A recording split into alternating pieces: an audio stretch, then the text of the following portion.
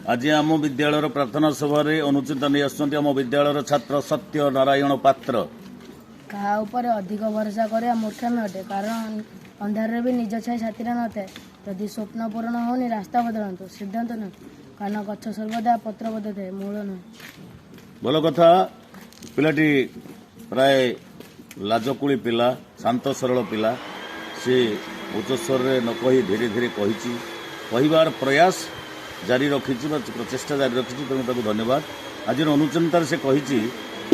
प्रथम कथा कौन कहल कहा उपर अधिक भरोसा करवा उचित नहीं भरोसा करा जिबा उचित किंतु अत्यधिक भरोसा करी आमे रही जिबा ना ना ना भरोसा करने सहित आम अनुध्यान करवा दरकार अनुध्यान कले तो कार्य सिद्धि हम ना संपूर्ण भरोसा देदेले हुए तो कार्य किसी त्रुटि हो पाए एवं अंधार निज छाई की भी हजई दे था अंधार जदि अंधार छाई की खोजा तार छाई मिलबनी सेमती अधिक भरोसा कले आम असुविधार सम्मुखीन होगा स्वप्न जदि पूर्ण होना ताले रास्ता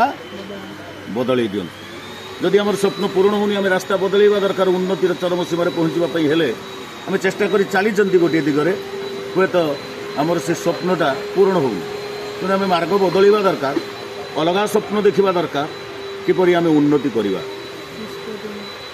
निष्पत्ति नुह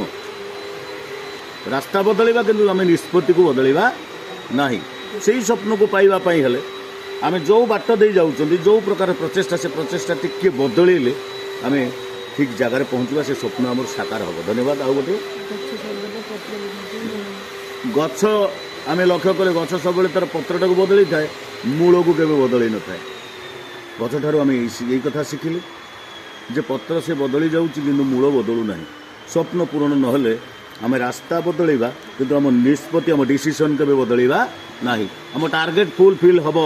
किंतु जो दिन को एति घंटा परिश्रम करचे टार्गेट फुलफिल होनी आउ टिके अधिक परिश्रम करिया बाट बदलई दवा आउ जिते अंधार मध्य निज छाई को हजई दिए बढ़िया बढ़िया सुंदर सुंदर अनुचिंता आज धन्यवाद।